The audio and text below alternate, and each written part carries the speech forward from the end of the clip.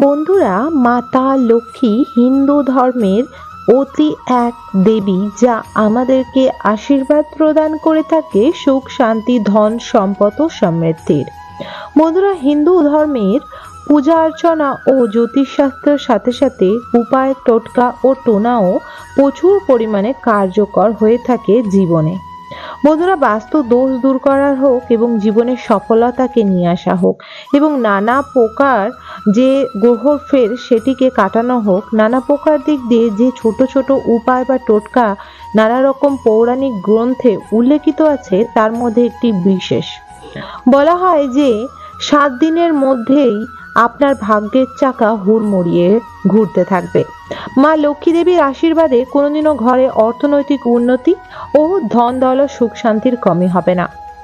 7 দিনের মধ্যেই আপনার নানা প্রকার যে ব্যবসা বাণিজ্য বা চাকরি জীবনে বা পারিবারিক জীবনে যে কলহ ও বিবাদের ফলে নেতিবাচক শক্তির আপনার জীবনে চারিদিক দিয়ে ঘিরে ফেলেছে, সেই জিনিসটি 7 দিনের মধ্যেই দূরে করবে এই একটি জিনিস।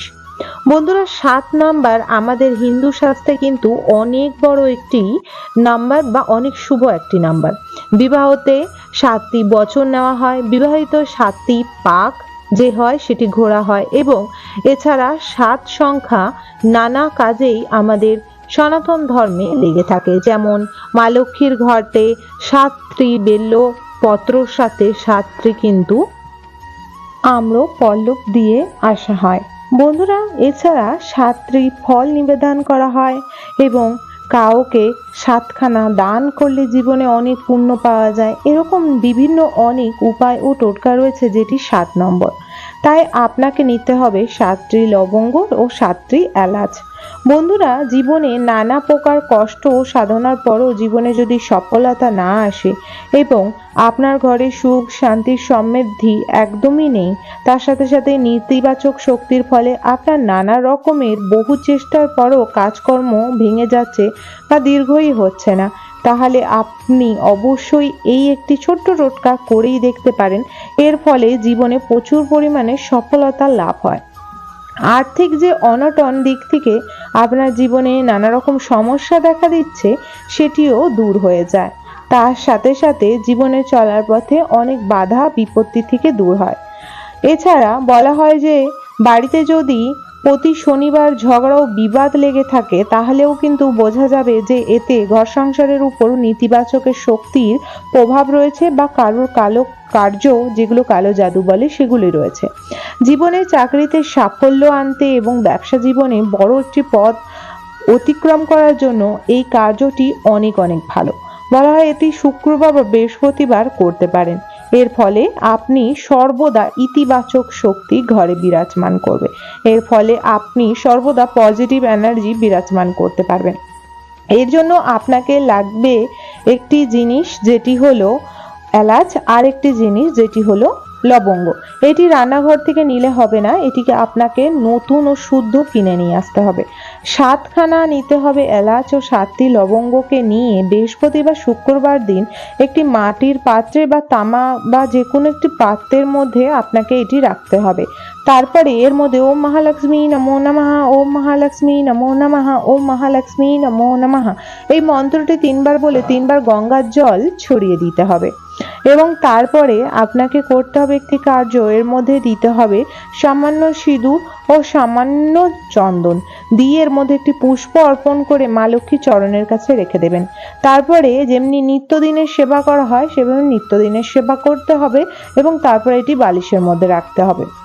বন্ধুরা, রাতে আপনারা যে বালিশটি মাথায় দেন বা যে বালিশটি মাথায় দিয়ে ঘুমাচ্ছেন, সঠিক সেই বালিশটি চিহ্নিত করেই সেই বালিশের মধ্যে রাখবেন। এর ফলেই আপনার জীবনে কিন্তু সফলতা আসবে। বলা হয় লবঙ্গ এলাচ থাকলে মা লক্ষ্মীর কৃপা দৃষ্টি তার উপরে পড়ে।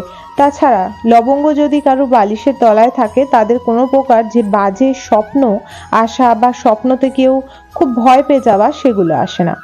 এর জন্য করতে কি হবে, প্রথমে এইগুলো নিয়ে শুদ্ধ করে মা লক্ষ্মী চরণের কাছে রেখে দিতে হবে এবং তারপরে আপনাকে নিত্যদিনে যেভাবে সেবা অর্চনা করা হয়, প্রথমে প্রদীপ প্রজ্বলিত করা হয়, ধূপ প্রজ্বলিত করা হয় এবং প্রতি দেব দেবীর চরণে তার পছন্দি যে পুষ্প সেটি অর্পণ করা হয় মন্ত্র সহকারে এবং মন্ত্র সহকারে অর্পণ করার পর আপনারা মা লক্ষ্মীকেও বৃহস্পতিবার যদি হয় খুব সুন্দর করে ঘট বসাবেন। ঘটে পঞ্চশস্য, বেল্লপত্র, আম্রপল্লব, দূর্বা, ফুল অবশ্যই দেবেন।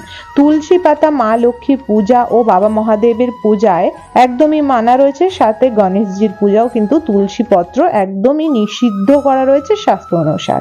তো এইদিকে খেয়াল রাখতে হবে যে কোনো ভুল ত্রুটি যেন না হয়, যে জন্য আমরা পূজা অর্চনা করি জীবনে সুখ শান্তি সফলতা ও পুণ্যের জন্য, সেটি যেন বজায় থাকে।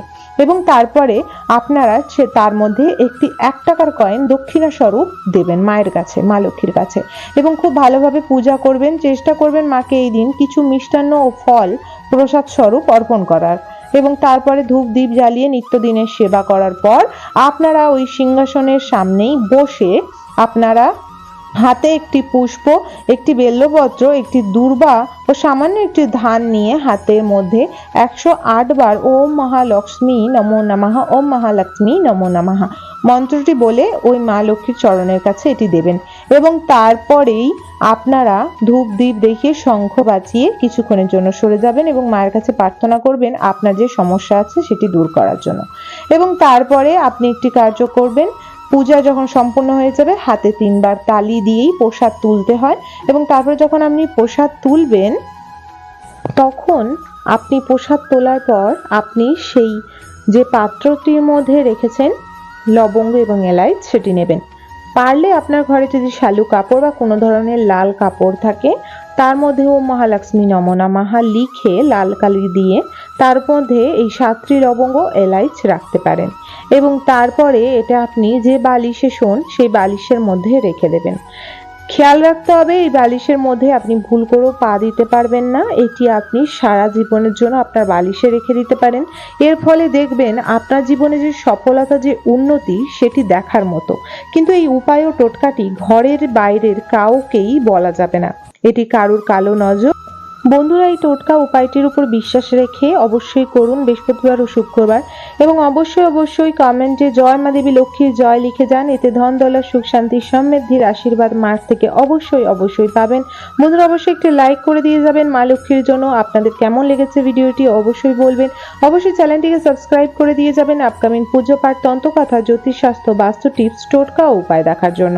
আশা রাখবো আজকে ভিডিও তথ্যটি আপনাদের ভালো লেগেছে। হর হর মহাদেব, জয় মা দেবী লক্ষ্মী জয়। রাধে রাধে বন্ধুরা।